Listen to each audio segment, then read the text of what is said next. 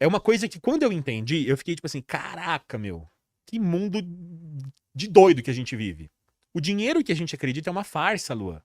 Ô Diego, e você acredita, né? O Warren Buffett hoje em dia está com uma posição muito tranquila em relação ao mundo. E também muita gente fala que ele está prevendo o caos. O Warren Buffett, só para vocês terem uma noção, gente, ele está com 380 bilhões parados no Tesouro Americano. É como se fosse o Tesouro Selic daqui do Brasil, mas lá americano, recebendo seus 4%, 5% parado esse dinheiro, que historicamente é muito bom. Então, Que é em dólar, em né? dólar. E o pessoal pegou e falou assim, ó, o Warren Buffett vendeu algumas ações que estavam muito altas. Ele acertou, acabou vendendo um monte de ações que uma delas é a Apple. Pegou esse dinheiro, comprou, parou de comprar ação e tá numa posição muito Defensiva, né? defensiva. Ele também, já vi ele citando que a dívida americana está muito alta. Então o governo americano tem de dívida para vencer agora o Federal Reserve 9 trilhões. Ele precisa pagar as pessoas que pegaram dinheiro emprestado. Então ele tem que pagar um dinheiro violento para as pessoas. E o governo dos Estados Unidos não está tão bem assim. Ele está com uma dívida muito alta, tem o Federal Reserve e tem várias coisas assim que tá falando que o mundo tá meio complicado, Diego. Que pode acontecer aí algum conflito estratégico e pode fazer o grande reset. E a Faz pergunta sentido. que fica para você que tá aí do outro lado também, pro Matheus que tá aqui acompanhando a gente, você acredita que vai ter um colapso financeiro? Tem dois analistas que sempre vêm aqui, que é o Roxo, você conhece o Roxo, né? Sim. Fernando Roxo e o Otávio Facor. Eles trabalharam muitos anos no mercado financeiro. Aí o Faca trabalhou até lá em Wall Street bastante tempo. Caraca. É bem legal lá. Ele trabalhou ao lado do Lobo de Wall Street. E ele fala que tá pra vir uma crise de 1929. E aí, Diego, você Caraca. acha que sim, que não? Hoje a gente tem várias saídas também, né? Cara, eu não sei. Eu não sei. Eu vou falar, ser bem sincero, eu não consigo prever o futuro. O que eu sei, os medos que eu tenho em relação ao futuro são os seguintes. A humanidade, ela tá muito endividada. Principalmente depois da pandemia, a dívida que os países criaram para conseguir é, bancar o que aconteceu na pandemia, no coronavírus, então gasto que precisou ser gasto com vacina, com saúde, né? E ao mesmo tempo, o efeito que isso acabou causando no consumo, porque as pessoas não saíram de casa, então isso gerou um rombo também de arrecadação dos governos, né? Todo esse efeito, Luan, na minha opinião, é uma conta que a gente vai ter que pagar por anos, entendeu? Uma conta que está sendo paga por anos. Então você vê, os Estados Unidos, ele está extremamente endividado, mas extremamente endividado. A sorte deles é que eles têm a moeda mais forte do mundo. Eles têm uma reserva nacional que é a maior do mundo, em ouro. Pelo menos é o que eles falam que tem. A gente acredita, eles O falam, a Elon gente Musk falou que acredita. vai entrar ao vivo lá, hein? Pra No mostrar. Fort Knox Tá lá. certo. Aham. Então, assim, eles podem se financiar. Porque o dinheiro do mundo, o mundo acredita nos Estados Unidos, E né? ele Então, exporta inflação. exato. Então, tipo assim, se você parar pra pensar, a gente vai ter os Estados Unidos, toda vez que dá ruim lá, ele suga dinheiro do mundo, paga a conta e cria uma dívida. Só que, gente, até quando que vai.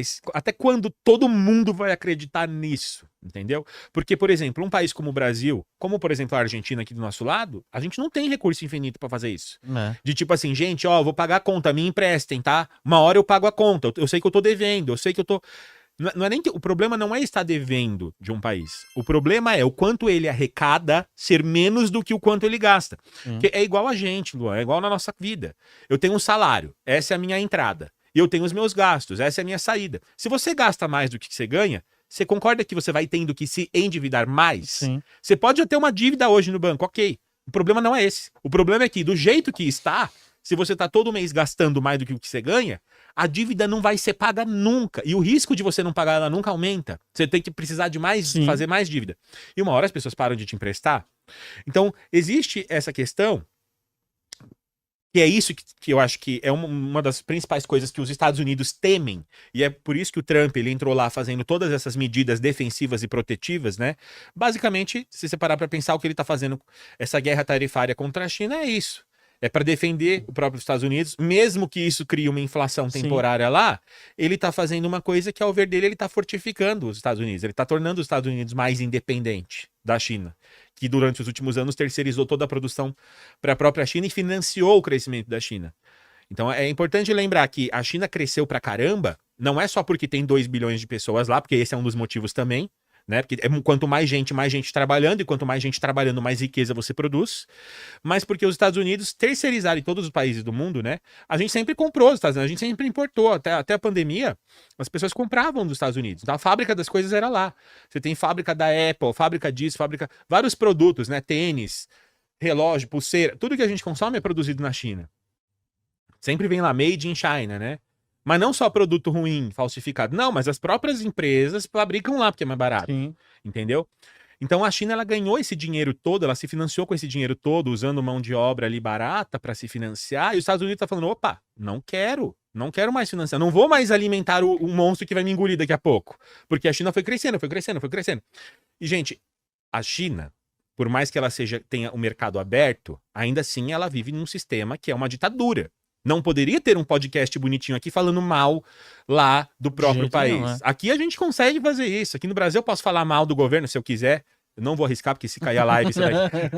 Eu não vou arriscar. Até agora podemos falar em minhas palavras, mas, assim, a gente pode falar, entendeu? Mesma coisa, nos Estados Unidos a gente tem debate. Inclusive, é um dos fatores porque os Estados Unidos já tem cartas marcadas para perder nessa história. Porque numa democracia as coisas são mais difíceis, Luan. Você não aprova qualquer coisa, você tem Congresso, você tem Senado. E você não adianta vir um presidente fazer tudo o que ele quer, porque ele não consegue. Então, o próprio sistema, por ser democrático mesmo, precisa de que várias pessoas apoiem, você precisa convencer as pessoas que a sua ideia é melhor, você precisa dialogar, demora mais para fazer algo. Na China, não. Vai o cara e fala, é isso. Apertou um botão, é isso, acabou, é aquilo. Não tem quem discuta, não tem conversa. Então é muito mais rápido. Então até isso é favor, né? A China tem isso para vencer. E assim, gente,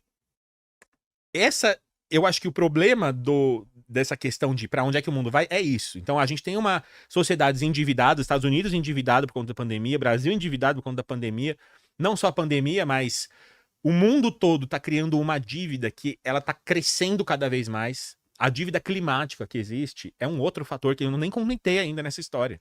Então, por exemplo, essa questão da poluição, essa questão do aquecimento global, está ficando cada vez mais quente em algumas áreas, e em outras, que era para estar quente, está frio, chove onde não devia chover e não chove onde devia.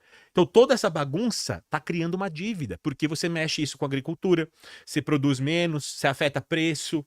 Então, tipo assim, toda essa dívida que está sendo criada, uma inflação que está sendo gerada, é uma conta que a humanidade futura logo, logo vai ter que pagar.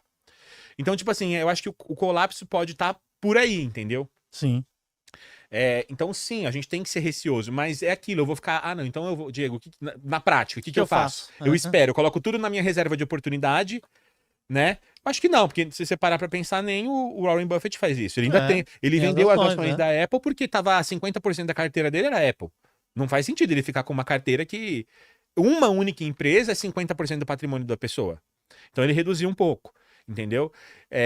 Ele tem lá a reserva de oportunidade dele, mas ao mesmo tempo ele tem dinheiro investido. Então é o que eu sempre falo, gente. Se você monta uma carteira bonitinha, blindada, com as estratégias que é o arroz e feijão bem feito, você ganha no longo prazo.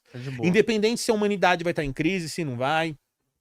Que as crises vão vir, mas elas vai acabar passando, entendeu? Porque as pessoas continuam consumindo, continuam trabalhando. Enquanto o mundo for esse, e tiver cada vez mais gente no mundo, é isso que vai acontecer. E até 2100 vai ter cada vez mais gente no mundo. Então, provavelmente, todo mundo tá vivo aqui agora não vai ter que se preocupar com isso. Porque falam, né? Em 2100, vai chegar num platô de 10 bilhões de pessoas e depois vai começar a estagnar e talvez até cair a população mundial. Entendeu? Até 2080 vai ter ali o pico e depois começa a estagnar. Países como China, como o próprio Brasil, como Estados Unidos, vão ter menos população. Só para você ter uma noção. Enquanto que países da África vão ter mais população. Então a gente vai começar a ter uma inversão populacional no mundo. Isso vai gerar também consequências. Mas é aquilo, gente. Não dá pra gente trabalhar com previsão de futuro. Ninguém manda de nada. Não então você ter uma carteira que você tem um pouco de ações, um pouco de dólar, né? Investir em dólar, né? Ações americanas, um pouco de fundo imobiliário de imóvel que dá uma renda mensal para você ir equilibrando, rebalanceando a sua carteira ali, um pouco de reserva de oportunidade. Então, se você tem um pouco de cada coisa, cripto, Gente, nessa história toda, em que a credibilidade dos governos caírem, né? Porque os Estados Unidos se financia porque as pessoas acreditam, gente. É uma coisa que quando eu entendi, eu fiquei tipo assim, caraca, meu, que mundo de doido que a gente vive. O dinheiro que a gente acredita é uma farsa, Lua. O real, o dólar, é uma crença. É uma crença de que o governo vai fazer algo bom pra gente, vai manter esse dinheiro valendo. O governo pode imprimir dinheiro à la vontade, igual fizeram desde a pandemia pra cá. Então o dólar teve inflação, real teve inflação. Tudo teve inflação. O Bitcoin, não. O Bitcoin foi o único que valorizou e valorizou horrores de lá pra cá. Né? Saiu de 15 mil dólares para 100 mil dólares. Porque o Bitcoin não é controlado por nenhum tipo de governo. Então, quando a gente fala desse sistema que a gente vive, que a gente acredita no dinheiro que o governo cuida, o governo que o governo controla, é uma crença, é puramente uma crença de que o governo está fazendo o que é bom para todo mundo. Só que o governo se endivida, e aí vai se endividando, e aí ele tem que emitir títulos do Tesouro, tanto aqui no Brasil, né? O título pagando 14% ao ano. Quanto nos Estados Unidos, também é um pagamento alto, né? Esse pagamento de 4,5%, de 5% ao ano, para eles é altíssimo. Lá eles pagam 2%, 1% ao ano, historicamente. Então, para eles estão pagando muito. Eles estão se endividando, porque eles estão criando uma dívida com o futuro fazendo isso. Os cidadãos lá, assim como os cidadãos brasileiros, vão ter que pagar, vão ter que trabalhar e pagar impostos para esses impostos cobrirem essa conta. Só que até que hora? Até quando isso vai continuar? Até quando o mundo vai continuar sendo cada vez mais produtivo? Porque para você conseguir pagar mais imposto, você tem que ser mais produtivo. Sim. Você tem que gerar mais riquezas. Talvez agora com inteligência artificial, que é uma outra coisa que eu não falei aqui ainda, seja uma pitada de coisa que é mais um tempero nessa conta a favor da gente. Porque tem inteligência artificial, eu não acredito que ela vai sair roubando o emprego das pessoas. Talvez um outro emprego sim deixe de existir. Mas ela vai dar a possibilidade de um humano que fazia uma coisa por dia fazer 30 coisas por dia. Sim. Então ela vai aumentar a produtividade. Eu ainda trabalho com programação, né? Eu desenvolvo o site para os meus próprios alunos lá, que eu tenho uma comunidade. Então um site que eu demorava 1 mês, 2 meses para fazer, dá para em uma semana fazer. Porque a inteligência artificial, opa, ó, tem um erro aqui que eu não sei o que é. Antes não, era eu lá catando milho na internet. Que erro que é esse? Eu mando pro ChatGPT o erro, ele já sabe tudo, de qualquer assunto. Nossa. De qualquer tipo de parte do sistema, da AWS lá, do sistema do Linux, do sistema, todos os tipos de sistema que você possa imaginar. Então isso melhora a produtividade. As pessoas fazem mais com menos, por conta da inteligência artificial. Esse é um fator que vai fazer o quê? A arrecadação do governo aumentar, produtividade melhorando. Então as pessoas enriquecendo mais. Isso é um ponto a favor. Só que assim, por isso que eu falo, não dá pra gente conseguir, a gente não consegue prever. São muitas equações, são muitas variáveis. Uma coisa que a gente pode ter, na minha opinião, plena certeza é de que Bitcoin vai continuar se valorizando. Então, Bitcoin é alternativa para tudo isso. Se você parar para pensar, Bitcoin, ouro, né?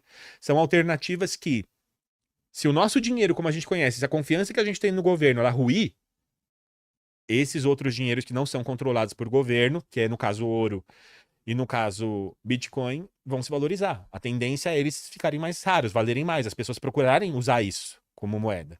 Entendeu? O Bitcoin, eu vejo ele também como uma saída, né? Porque se você for analisar, né, Diego? É igual você falou, a inflação, né? Você pega, 2021, café 13, agora R$34. Você começa a olhar e fala, o que fizeram, meu? O que fizeram com o nosso dinheiro, né? E não é só aqui no Brasil não, gente, é lá nos Estados Unidos, é em todos os lugares, né? E o Bitcoin, igual você falou, saiu de 15 lá na pandemia pra 100 mil agora, tá 90 e poucos mil reais, né? Daqui a pouco bate 100 de novo, aí a gente comemora os 100 mil. Para analisar ações, BDRs, fundos imobiliários, acesse a plataforma do Investidor 10. Inclusive, para você gerenciar a sua carteira, saber quanto de dividendos você vai receber. Inclusive, eu deixei a carteira da minha filha, a Laurinha, ela tem 3 anos e já invisto para ela. Todos os ativos, tá no link aqui embaixo.